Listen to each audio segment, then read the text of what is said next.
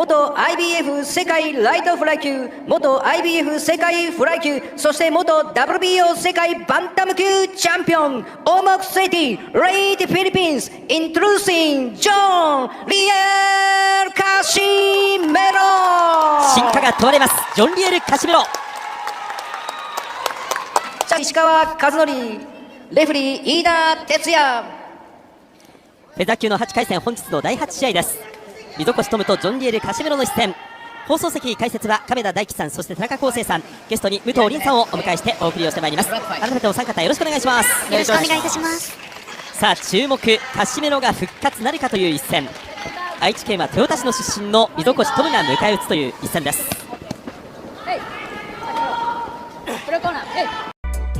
Okay mga ka-DJ, round 1 na po tayo. Wala ng bakbakang Casimiro versus Misokochi. Pinatansya nila ang isa't isa. Kitang-kita yung determination ng ating kababayan si Casimiro na gusto niya talagang patalugin at makabawi siya sa kanyang pagkatalo kay Kameda noong nakaraan. Ayan po mga ka-DJ.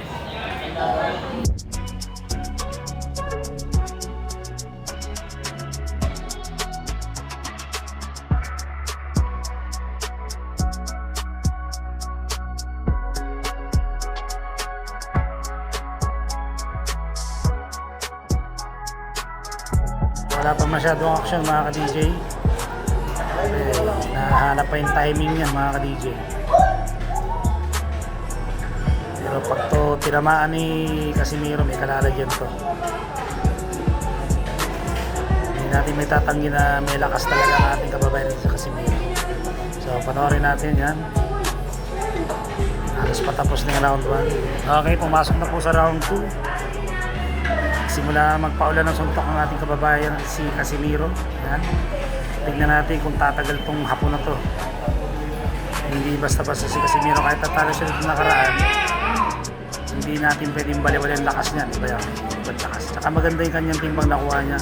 Mukhang maganda yung kanyang kondisyon. So ito po yung sa round 2 na pala tayo mga ka-DJ. So yun. Basta champ pa rin. Siguradong mamaya magkakaroon ng matinding action na rito kami.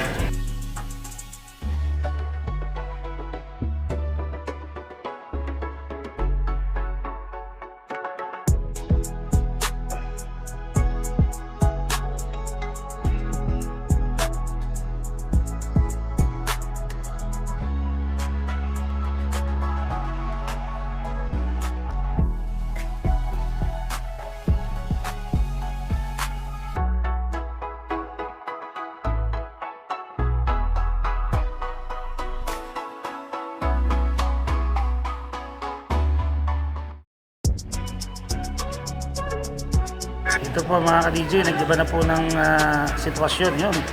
Dugo na po yung ilong nung hapon. Ayan ang sinasabi natin, talagang hindi pwedeng biruin to si General Casimiro. Matindi talagang may lakas talaga. Duguan na po ang ilong nung hapon. Magiging problema niya kanyang paghinga dyan. Ayan na po mga ka-DJ, naramdaman niya na yung bagsik ni angas ng Pinas natin, ang ating kababayan si General Casimiro. Nakipagsabayan pa siya. Sige, lalo kami kalalagyan, mapapabilis ito mga ka-DJ. Pinapaulan ng suntok ni Casimiro. Yan na po. Yan. Walang humpay na suntok na po. Yan na. Ang taas na ng kumpiyansa natin kabayan. Dugo na po yung hapon talagang. Yan na, grabe na yung mga dugon lumalabas sa kanyang ilong. Baka basag ng ilong nito mga ka-DJ. So nasa round 3 nito, round 3 pa lang tayo mga ka-DJ. Kung hindi magtatagal ang laban ito mga ka-DJ.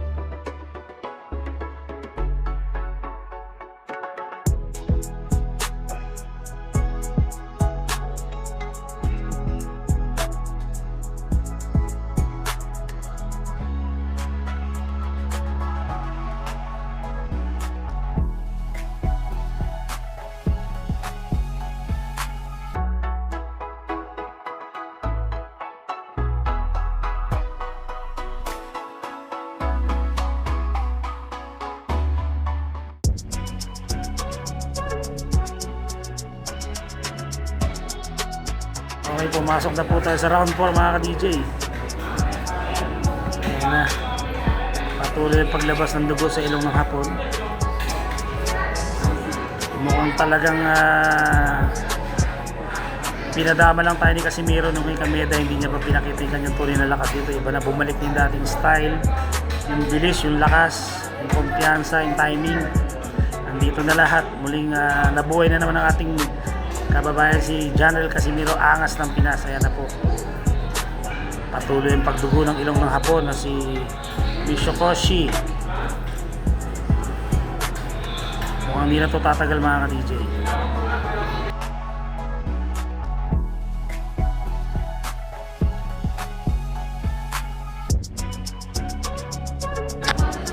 Okay.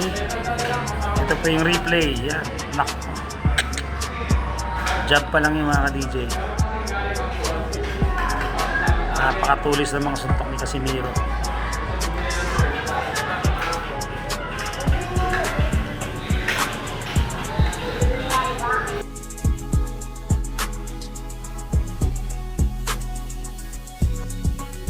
Pumasok na po tayo sa round 5. Iyon. Matitindi, no? Yan na. Mukhang tatapusin na ng ating kababayan. Yun, nadulas pa.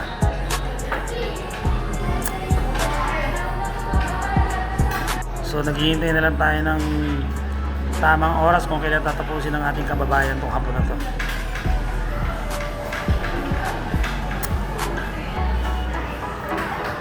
Nakabibili din sa mga hapon, matapang din talaga, no? Hanggang makipagpatayan, pero iba talaga ang bagsik ng ating kababayan si Casimiro.